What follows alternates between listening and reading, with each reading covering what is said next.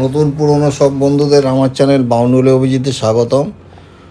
আমরা দশমীর দিন কোরাপুটেও আমাদের দশমী, আমরা কাছে কোরাপুট ছেড়ে চলে যাব। সকালেই গেছিলাম জগন্নাথ মন্দির সভা শ্রীক্ষেত্রে,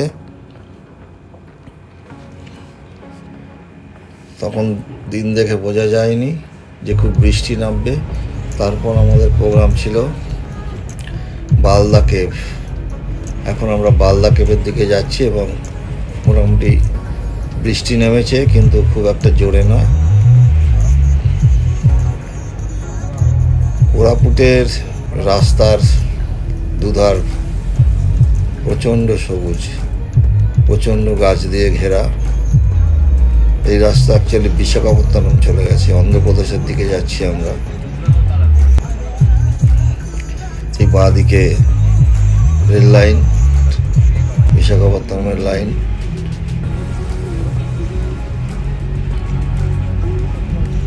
গাড়ি কত কম দেবে, ল্যান্ডস্কেপ এখানে প্রচণ্ড সুন্দর। রাস্তা দিয়ে যেতে যেতে যেদিকে যত দূর চোখ যায় সবুজ, মাঝে মাঝে নদী পড়ে, খাল পড়ে, তার উপরে ব্রিজ, দূরে পাহাড়, পূর্বঘাট পর্বতমালা, সবুজ কিন্তু দেখায় কালো, আর আকাশ কালো করে আছে। মনে হচ্ছে আজকে সারাদিনই বৃষ্টি হবে। আর একটা খালের মতন বা নদীর মতো পড়লো, লাল মাটি ধোয়া জল। তারপরে বাঁধের জলাধার, ড্যামের রিজার্ভার। এবার বৃষ্টি জোরে নেমেছে, গাড়িও খুব জোরে যাচ্ছে। এসব পথে গাড়ি সেই রকম আমাদের এখানকার মতন প্রচণ্ড গাড়ি চলে না। রাস্তায় এই দিকটায় জায়গায় জায়গায় একটু খারাপই আছে। চাষবাস হয়েছে, সবুজ প্রকৃতি দেখতে দেখতে আমরা বালদা কেভের দিকে যাচ্ছি। কোরাপুট থেকে 66 কিলোমিটার দূরে একটা পাহাড়ের উপর সবুজ বনানী দ্বারা ঘেরা এই গুহা। এই মালভূমির মাথাটি একদম সমতল ও সবুজ, যেখানে 5টা ফুটবল মাঠ ঢুকে যাবে। একটা সুন্দর পুকুর এই সমতল ভূমির মাঝখানে বিরাজ করছে, যেটা এই অঞ্চলের আকর্ষণ কয়েক গুণ বাড়িয়ে দিয়েছে। ডোঙ্গাই দেই হলো এই গুহার দেবতা, তিনি স্থানীয় মানুষ দ্বারা পূজিত হন। বালদা মাতা নাগেশ্বরী গুহা যাত্রা প্রতি বছর চৈত্র সংক্রান্তিতে অনুষ্ঠিত হয় ও স্থানীয় ভক্তরা গুহায় ভিড় করেন। চারপাশের সৌন্দর্য অনবদ্য, অসামান্য। ট্রেকিং করা যায়। কোরাপুটের এটি একটি, কোরাপুট কেন সমগ্র উড়িষ্যার এটি একটি অবশ্য দ্রষ্টব্য জায়গা বালদা কেভ। আমরা বালদা কেভ পৌঁছে গেছি। কেভে পৌঁছানোর আগে একটু লাল মাটির রাস্তা থাকে, তো সেইখানটায় এসে একবার ড্রাইভার বললো যে কোনো গাড়ি যদি না গিয়ে থাকে তাহলে যাবো না, কারণ যা বৃষ্টি পড়ছে পথে অসুবিধে হবে ইত্যাদি বলে আমাদের খানিকটা হতোদ্যম করেছিল। ওপর থেকে একটা গাড়ি নেমে আসছে দেখে সে জিজ্ঞেস করলো যাওয়া যাচ্ছে, বললো হ্যাঁ। তখন সে আমাদের নিয়ে এসছে এই কেভের ভেতরে। আমরা সব ঢুকেছি।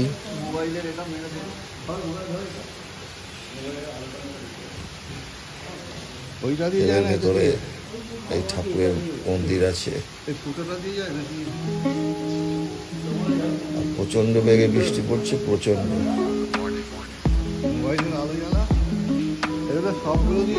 এই গুহাগুলোর মধ্যে দিয়ে যাতায়াত করা যায়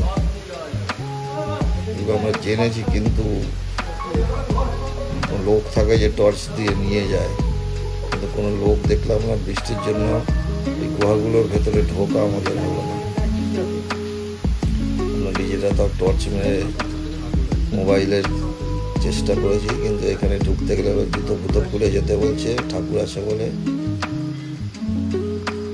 সেই কারণে আমরা ভেতরে যাওয়ার চেষ্টা করিনি। তবে কেভটা হচ্ছে একটা দারুণ কেভ, এটা বলতে পারি। এই দেখুন কেভটা কত সুন্দর, দারুণ। কিন্তু কিন্তু বিভিন্ন জায়গা দিয়ে চুয়ে চুয়ে জল পড়ছে বাইরে বৃষ্টি করার জন্য।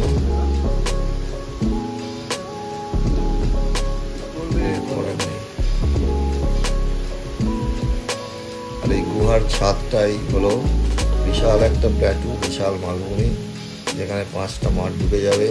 ছোট্ট একটা পুকুর আছে, সেগুলো আমরা দেখতে যাবো ভেবেছি, জানি না কতটা কি দেখতে পাবো, এত আকাশ কাঁপিয়ে বৃষ্টি করছে। এই যে ভাই টর্চ পেনের ভেতরটা দেখছে যে ভেতরে যাওয়া যাবে কিনা। প্রত্যেকটা গুহাই আমরা দেখার চেষ্টা করলাম, কিন্তু হামাগুড়ি দিয়ে যাওয়া ছাড়া সম্ভব নয়।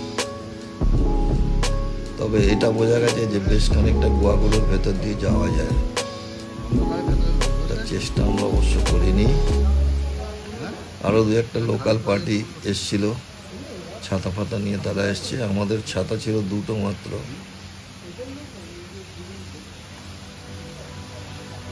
একটা বিরাট ভুল হয়ে গেছে, ছাতা নিয়ে আসা উচিত ছিল সবার একটা করে।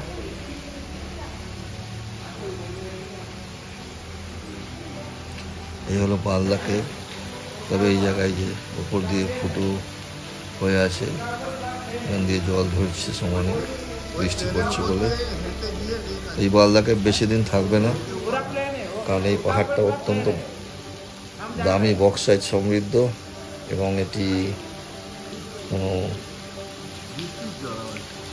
বিখ্যাত ব্যবসায়ীকে বিক্রি করা নাকি হয়ে গেছে বা হবে, তার জন্য এখানকার মানুষ ক্ষুব্ধ। হয়তো ভবিষ্যতে যারা যাবে আর বালদা কেভ দেখতে পাবে না, তখন হয়তো এখানে বক্সাইট উৎপাদন শুরু হয়ে যাবে, বক্সাইট ও তোলা।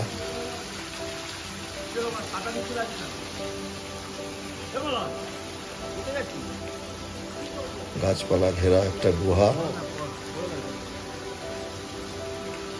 জায়গাটার নাম হচ্ছে বালদা, সেই জন্য এটা বালদা গুহা নামে পরিচিত। এরপর আমাদের ইচ্ছে আছে মাথাটায় ওঠার আর পুকুরটাকে দেখার, জানি না দেখতে পাবো কিনা। একদম সাদা হয়ে কুয়াশার মতো বৃষ্টি পড়ছে, ওপরে গিয়ে দেখি কি ব্যাপার। ড্রাইভার বলেছে আমাদের নিয়ে যাবে, কিন্তু বারিশ মে কুছ দিখাই নেই দেগা ও বলছিল, দেখা যাক কি হয়। এই যে উপরে আমরা এসছি, মাঠের মতো জায়গা, কিন্তু কোথায় লেক কোথায় কি।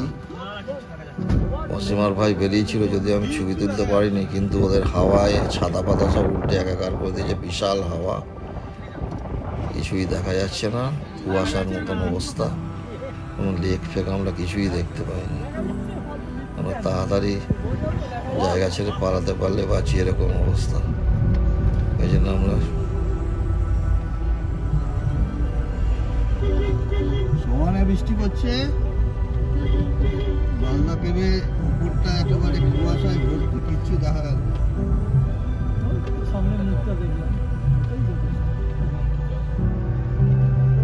লেকের ল দেখা গেল না, এত কুয়াশা, যেতে ভয় লাগছে। আমরা এই বাঁ দিক দিয়ে নেমে যাচ্ছি ফেরার পথে, আর সোজা রাস্তা বালদা কেভের দিকে চলে গেছে। এই হলো নামার পথ। যাওয়ার সময় রাস্তাটা আমি দেখাইনি, এই রাস্তাটাই খুব কাদায় ভর্তি, সংকীর্ণ এবং আপ, এখন ডাউন। ড্রাইভার এই রাস্তার গোড়াতেই আমাদের উপরে না তোলার ছক কষেছিল, কিন্তু আমরা সেটা হতে দিইনি, উপরে এসেছি।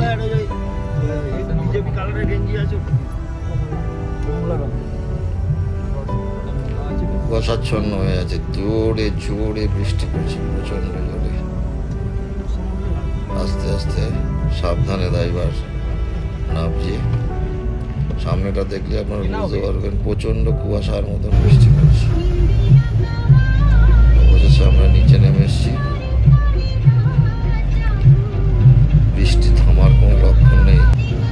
আমাদের পরবর্তী গন্তব্য হচ্ছে রানী দুদুমা জলপ্রপাত, সেই দিকে আমরা যাচ্ছি। সেটা যেতে গেলে এখান থেকে শ্যামিলিগুড়া অবধি যেতে হবে, শ্যামিলিগুড়া থেকে ডান দিকে নন্দপুর।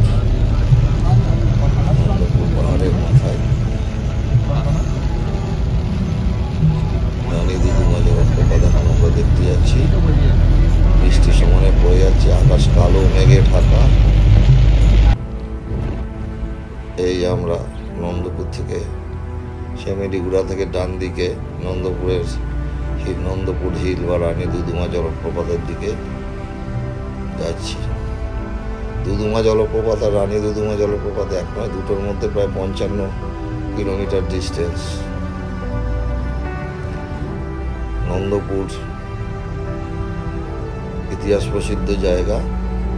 একসময় এটা এখানে রাজাদের রাজধানী ছিল, যে পুরে পরবর্তীকালে রাজধানী স্থানান্তরিত হয় রাজাদের জায়গা। সেই রানী দুদুমার নামে রানী দুদুমা ফলস। এই পথের চারপাশের দৃশ্য অসাধারণ। রাস্তা একটু সরু, কিন্তু চারপাশ নিয়ে কোনো কথা হবে না। দূরে যে পাহাড় কালো দেখা যাচ্ছে, ওইটাই নন্দপুর পাহাড়, নন্দপুর হিলস। এই হলো লেখা রয়েছে রানী দুদুমা ফলসের রাস্তা।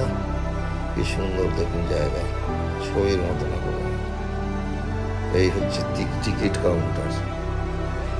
এখানে গাড়ি রাখার পার্কিং এর ব্যবস্থা আছে, তার জন্য 50 টাকা লাগে 4 চাকা, আর বাইকের 20 টাকা, আর 10 টাকা মানুষের জন্য, প্রতি মানুষের জন্য 10 টাকা করে এখানে কাউন্টারে টিকিট কাটতে হয়।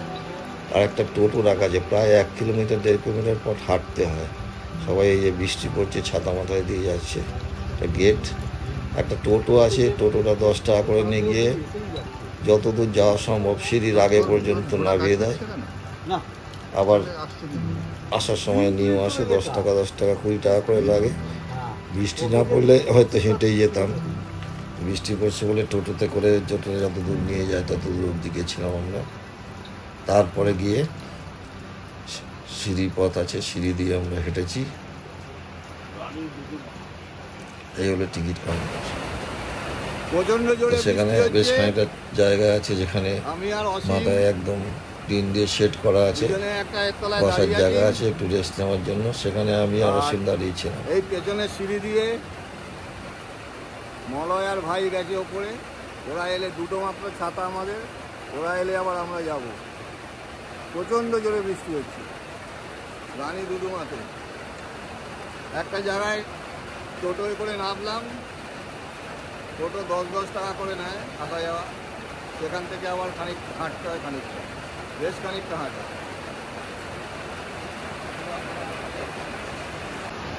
ভাই আর মলয় আসছে, ওরা এলে এবার আমরা যাবো।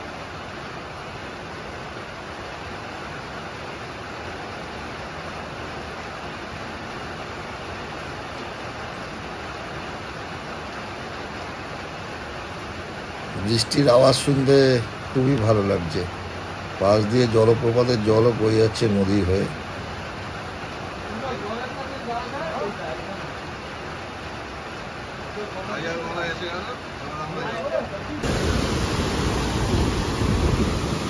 আমরা জলপ্রপাতের কাছে পৌঁছে গেলাম। এই রানী দুদুমা জলপ্রপাত। প্রচণ্ড জোরে জল নামছে, বৃষ্টি হচ্ছে বলে জলের তোড় আরও অনেক বেশি। লাল মাটি ধোয়া জল, কিন্তু জল এখানে বিশাল উঁচু থেকে নামছে না, ধাপে ধাপে নামছে, সেই কাস্কের জলপ্রপাতে। এই জায়গাটায় অন্য সময় সুন্দরভাবে চান করা যায়, কিন্তু এখন এত জোরে জলের তোড় না, পা দেওয়ার সাহসই পেলাম না। চারপাশে কোনো সবুজ জঙ্গল আর সমানে বৃষ্টি পড়ে চলেছে। জলপ্রপাতের কল্লোল একেবারে যাকে বলে, প্রচণ্ড জোরে নামছে। এই ধাপটা পেরোনোর পর এখান থেকে আরো খানিকটা এক ধাপ নিচে নামছে। এইখানটায় এখানে জলের তোড় যেরকম, জলের আওয়াজও সেরকম হুড় করে নামছে। তেমনি সমানে বৃষ্টি পড়ে যাচ্ছে, বৃষ্টি ধোয়া লাল জল। অন্য সময় জল এখানে পরিষ্কার থাকে, কি জোর জল নামছে, তার কি বর্জ্য। চারপাশে ঘন জঙ্গল, ভিউ অসাধারণ। বৃষ্টিতেও আমাদের খুবই ভালো লাগছে, এক অন্য অভিজ্ঞতা।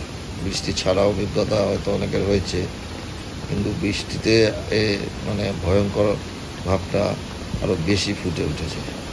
অসীম এগিয়ে যাচ্ছে অন্য জায়গা থেকে স্ন্যাপ নেওয়ার জন্য।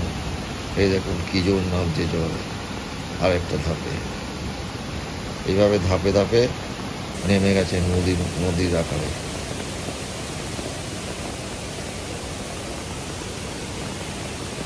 ছাতা নিয়ে আমিও যতটা সম্ভব তোলার চেষ্টা করছি। জঙ্গলের ফাঁক দিয়ে নদীর আকারে রানী দুদুমা জলপ্রপাত নেমে যাচ্ছে।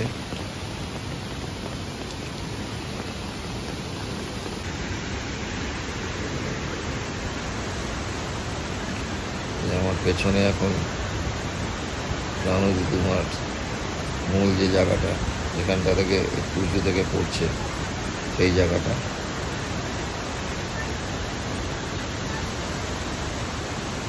জল যেন জেগে গর্জন করে খেয়ে ফেলবো একদম, এইরকম একটা ভাব জলের।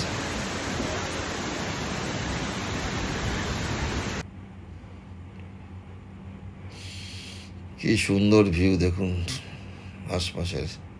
একটা এরকম শিম্পাঞ্জি বানানো আছে। ফেরার পথে প্রথমেই নন্দপুরের মোড়ে হচ্ছে 32 সিংহাসন। আমরা 32 সিংহাসন অরিজিনালটা আগের ছবিটায় দেখালাম, এটা আমি গুগল থেকে নিয়েছি। আর আমি দেখেছি এইভাবে দুর্গাপূজা হচ্ছে 32 সিংহাসন। তারপরে ফেরার পথ ফিরে যাচ্ছি আমরা। ফেরার পথে এইরকম রাস্তায় জল জমে গেছে। তো আমাদের বললো এখান থেকে কোরাপুট 12 কিলোমিটার, দামনজরি 20 কিলোমিটার। কোরাপুটের রাস্তায় অনেক জল জমে গেছে, আপনারা যেতে পারবেন না। দামনজরি জানেন, আমার গাড়িওয়ালা আমাকে দামনজরির দিকে নিয়ে গেল। এই নালকো টাউনশিপ দিয়ে যেমন আগের দিন গেছিলাম ওই রকম দামনজরিতে নিয়ে এলো। দামনজরি স্টেশন রোড বা রাস্তায় কোথাও কোনো দোকান নেই, কোনো কিচ্ছু কেনার নেই। স্টেশনে একটা দোকান আছে কিন্তু তা বন্ধ, বললো গাড়ি এলে নাকি খোলে। অদ্ভুত স্টেশন, সুন্দর স্টেশন, দেখার মতন, পরিষ্কার পরিচ্ছন্ন, কিন্তু একেবারে জনশূন্য। তাও কিছু লোক এই আমাদের মতো দামনজরি থেকে ট্রেন ধরবে বলে দামনজরিতে আসছে। আমরা ওয়েটিং রুমে ঢুকে আমাদের সঙ্গে নেয় যে বসে কলা ফলা খেয়েছি। আর কি করব, মুড়ি কলা এইসব খেয়ে কাটিয়েছি। এটা নালকোর সাইডিং, সব ট্যাঙ্ক দেখা যাচ্ছে, দূরে পাহাড়, আর সুন্দর স্টেশন, ভীষণ সুন্দর। ঘোষণা হলো যে বিশাখাপত্তনম কোরাপুট গাড়ি আসছে। এই গাড়ি ঢুকলো, গাড়িটা কোরাপুটের দিকে যাবে। এখন কোরাপুট গিয়ে শেষ হয়ে যাবে। প্যাসেঞ্জার ট্রেন, সারাদিনে 5টা গাড়ি, মধ্যে একটা প্যাসেঞ্জার আছে।